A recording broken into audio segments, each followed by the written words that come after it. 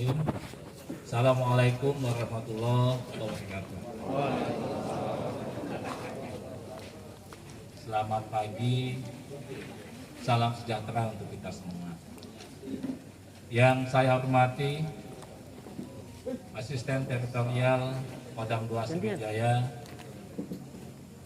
yang diwakili oleh Pak Muhammad Zaki. Terima kasih Pak Mayor hadirannya. Yang saya hormati Pak Dr. Atekan, Kepala Balai Pengkajian Teknologi Pertanian Sumatera Selatan, yang sudah hadir, datang langsung dari Malang beliau. Anak-anak sekalian, Pak Atekan ini adalah perwakilan Kementerian Pertanian yang ada di Sumatera Selatan, yang tugasnya adalah membantu Provinsi Sumatera Selatan mengembangkan teknologi pertanian yang ada di Sumatera Selatan, baik pertanaman, budidaya maupun pengolahan lahan serta tata air yang dibutuhkan, yang dipunyai oleh spesifik Sumatera Selatan, yaitu lahan rawa yang terdiri dari lahan lebak dan lahan pasang surut. Ini kita punya di Kabupaten Oki, Kabupaten Banyuasin, dan Musi Banyuasin.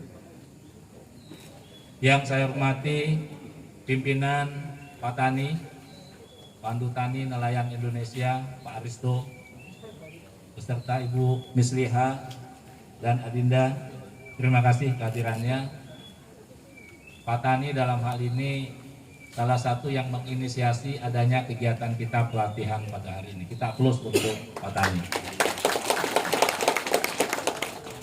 Yang saya hormati Kepala Dinas Pertanian Kabupaten Oku Timur, Pak Tubagus, terima kasih kehadirannya Pak.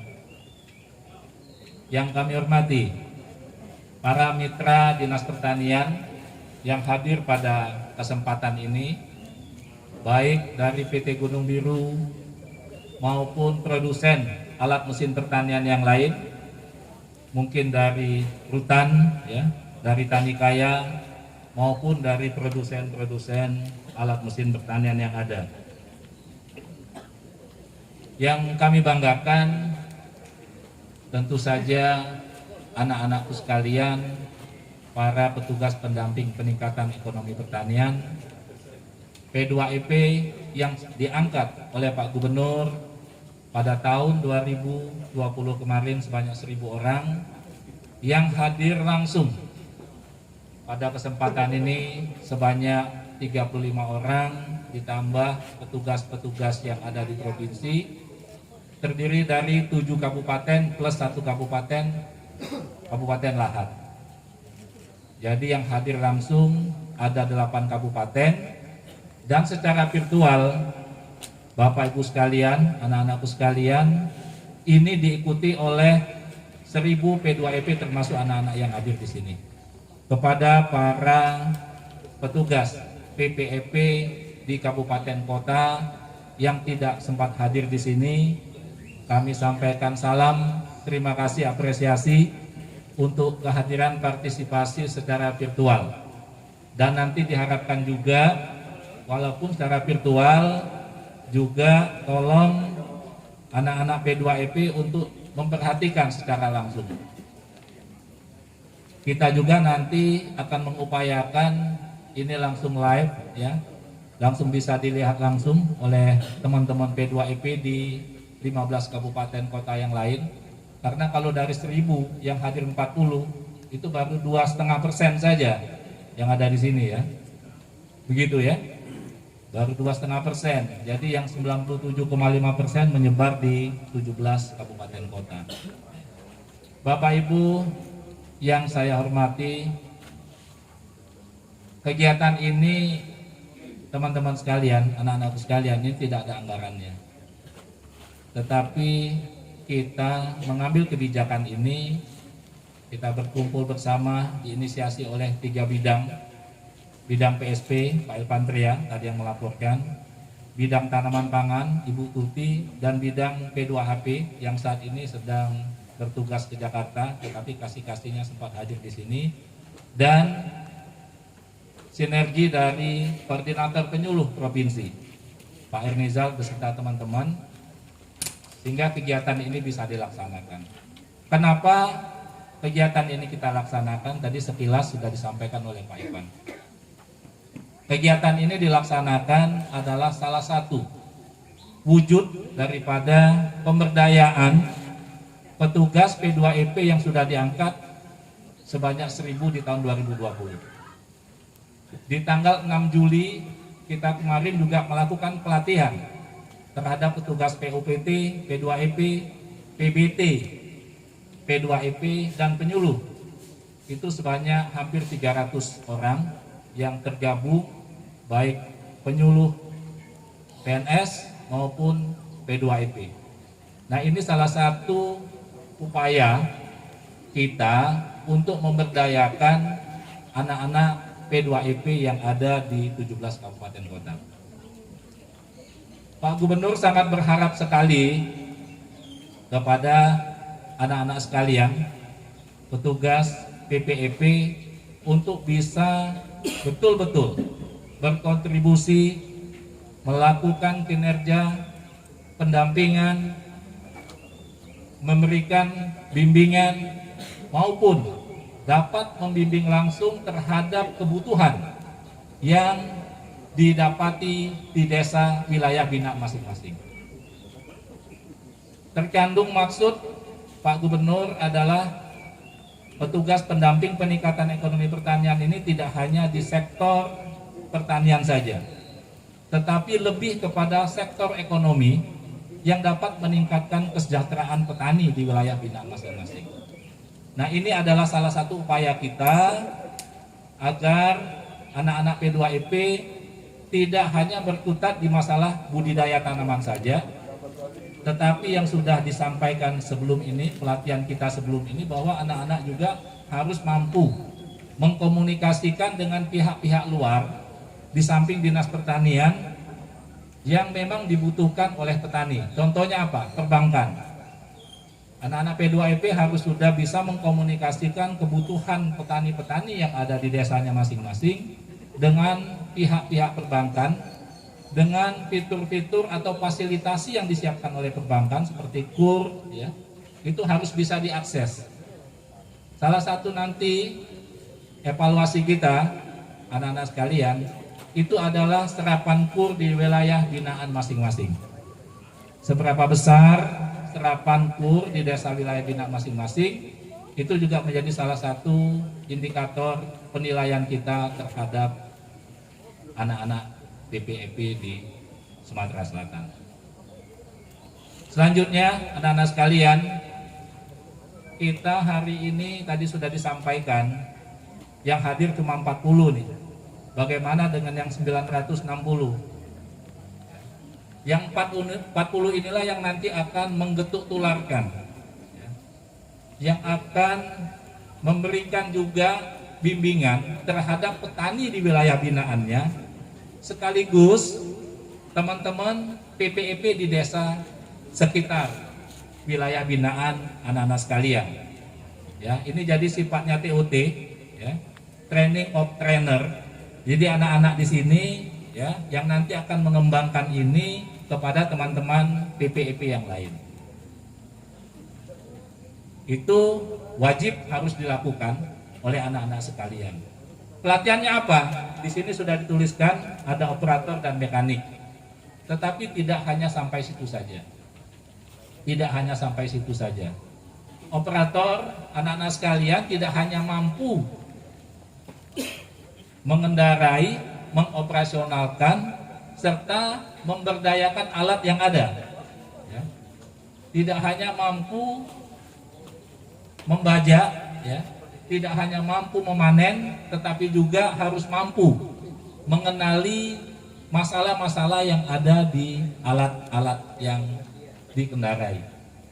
Makanya hari ini kita mengundang produsen-produsen dari Surabaya, tadi disampaikan oleh Pak Ivan selaku penanggung jawab kegiatan, diundang langsung dari sana. Di sini sudah berapa hari kita mengadakan persiapan ini. Jadi bukan suatu hal yang sederhana kita mempersiapkan ini. Tentu saja sangat berharap hasilnya harus maksimal. Tidak ada anak-anak PPEP yang keluar dari pelatihan sampai dengan besok yang tidak bisa mengendalikan, mengoperasionalkan, serta memahami alat-alat yang ada dilatih pada hari ini. Ini yang besar ya, combine harvester ya. Ada traktor roda 4, ini adalah alat mesin pertanian yang memang saat ini paling dibutuhkan oleh petani-petani kita, tidak hanya di Sumatera Selatan tetapi di Indonesia. Anak-anak sekalian, tadi saya katakan bahwa tidak cukup hanya sebagai operator dan mekanik. Kami juga mendorong anak-anak PPEP untuk bisa punya kios, untuk bisa menjadi perpanjangan tangan pabrikan di dalam menyalurkan spare part, alat-alat mesin pertanian yang ada di kecamatannya masing-masing. Ya. Jadi yang 40 ini harus ada tumbuh, ada usaha nilai tambah daripada anak-anak PPEP yang bekerja sama, yang akan ditunjuk oleh pabrikan produsen, bisa Gunung Biru, bisa Kubota, bisa Yanmar, bisa Tani Kaya.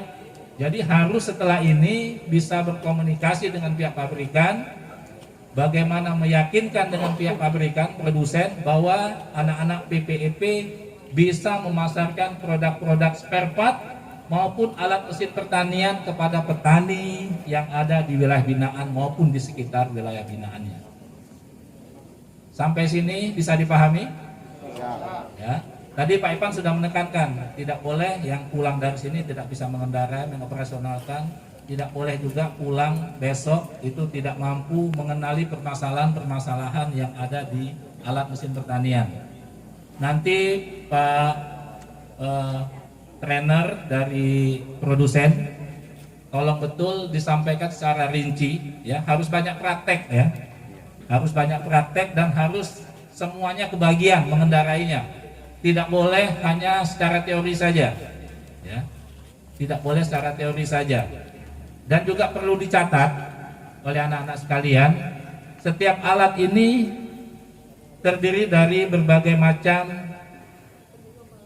jenis. Ya, jenis fungsi yang menjadikan alat ini bekerja secara bersama. Contohnya ada mesinnya, ada alatnya, ada pisaunya, ada rantainya, ada gearnya, ya, ada roda yang terbuat dari karet, ada persneleng gearboxnya. Nah, yang harus dipahami, setiap jenis komponen alat-alat tersebut punya massa, punya waktu kerja. Harus dipahami oli bekerjanya berapa lama, berapa jam kerja, berapa jam hidup. Jadi dia terdiri dari dua komponen besar, ada engine dan ada satunya casingnya, ya. Ada engine dan casingnya, ada mesin dan ada sarana pendukungnya. Jadi dua komoditi, dua alat ini yang harus betul-betul diperhatikan, ya. Dari dua komponen yang besar tersebut, tolong dipahami rodanya berapa lama bisa bertahan, pisaunya berapa lama itu bisa bertahan, olinya itu berapa lama itu bisa harus diganti. Nah, ini harus betul-betul dipahami. Harus sampai ke situ sehingga tidak hanya sebagai operator saja tetapi juga sebagai mekanik.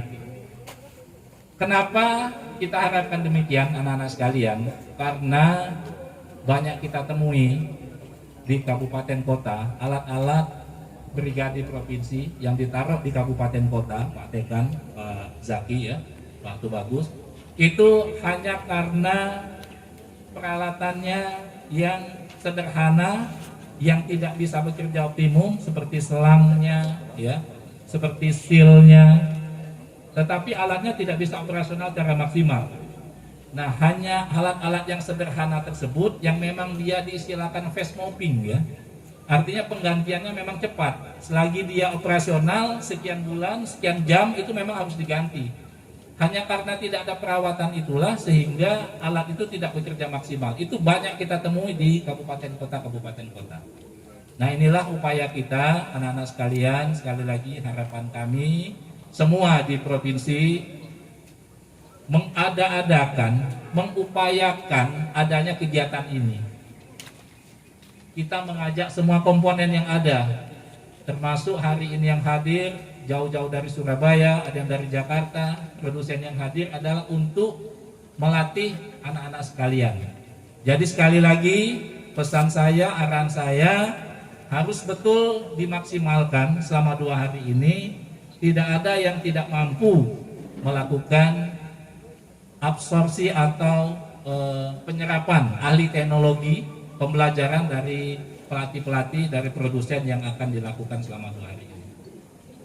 Terakhir, arahan saya pada anak-anak PPEP, tahun ini akan ada lagi, saat ini sedang kita proses, ada lagi penerimaan Pak Gubernur memanggil kembali anak-anak di Sumatera Selatan untuk berpartisipasi di dalam kegiatan peningkatan ekonomi pertanian. Sebanyak 400 direncanakan, jadi kita akan ada 1.400. Nah, kita kepingin anak-anak sekalian, kita kepingin Sumatera Selatan menjadi pioner dan pelopor. Yang pertama di dalam hal keterisian desa-desa oleh penyuluh. 1 desa, 1 penyuluh. Selanjutnya, tentu adik-adik atau anak-anak sekalian juga mendengar bahwa baru-baru ini Pak Presiden Jokowi dengan Kementerian Pertanian melaunching petani milenial. Ya. Petani milenial ada berapa? Ada yang tahu? Ada yang tahu? Ada berapa? Ada 2.000. Ya. Ada 2.000 dan melatih 1 juta petani. Nah, Sumatera Selatan tanpa kita ekspos sudah mengangkat 1.000 PPEP yang menjadi cikal bakal petani milenial. Petani milenial artinya anak-anak yang masih muda, umurnya di bawah 40 tahun, yang bekerja di sektor pertanian. Jadi petani milenial itu, anak-anak sekalian, tidak dia harus berusaha tani, mencangkul sawah, ya, mengolah lahan dengan alat mesin pertanian, melakukan pertanaman, tetapi yang mendorong percepatan ekonomi pertanian di sektor pertanian di desa-desa itu adalah petani milenial. Dan kita inginkan ini muncul dari Sumatera Selatan, ada figur dari anak-anak sekalian yang menjadi pelopor, ya, menjadi pelopor untuk bisa kita ekspos yang berkontribusi terhadap peningkatan ekonomi pertanian di wilayah binaannya masing-masing. Dan alhamdulillah di triwulan ketiga ini peningkatan ekonomi Sumatera Selatan terutama di desa-desa itu mengalami peningkatan. Ini tentu saja adalah salah satunya kontribusi dari anak-anak PPEP. Terima kasih, apresiasi untuk itu, dan harus lebih semangat lagi. Harus lebih semangat lagi, ya. Peningkatan itu harus menjadi dorongan untuk anak-anak bekerja lebih giat lagi, dapat lebih maksimal lagi membantu petani-petani yang ada di wilayah binaannya masing-masing. Setelah ini anak-anak sekalian kami akan melakukan evaluasi terhadap kinerja anak-anak PPEP di Sumatera Selatan. Bapak kepingin 1.000 ini tidak ada pemutusan hubungan, tidak ada kita stop, harapan kami begitu. Tetapi tentu saja harus ada evidennya, harus ada buktinya. Absensi kehadiran, laporan kinerja, seperti tadi yang ditambahkan juga oleh Bu Tuti dan Bu Siti Aminah terhadap laporan setiap hari pertanaman yang ada di desa masing-masing. Ini Bapak Ibu sekalian, dalam kesempatan ini juga kami sampaikan Pak Tekan di Raperda kita di tanggal 23 Februari yang lalu, kita sudah menyampaikan bahwa produksi di tahun 2020 selisih antara Lampung dengan Sumatera Selatan itu ada 90.000. Padahal luas lahan kita lebih luas 102.000, Pak. Di triwulan pertama, sebagai data untuk kita, mulai Januari, Februari, Maret, April, angka dari KSA statistik itu luas panen itu sudah dilampaui Lampung di subron yang pertama, Januari, Februari, Maret, April. Luas panen 4 bulan itu Lampung 248.000 hektar. Kita Sumatera Selatan di 4 bulan tersebut panen kita 245.000. Jadi sudah dilampaui untuk luasan. Tetapi alhamdulillah produksi, karena profitas masih tinggi kita, produksi masih di subron pertama itu masih tinggi Sumatera Selatan. Di subron kedua, Mei, Juni, Juli, Agustus, Bapak Ibu sekalian, angka produksi kita itu sudah Sumatera Selatan di 2,2 juta, Lampung sudah mendekati 2,15. Jadi masih tinggi kita di Sumatera Selatan di subron kedua.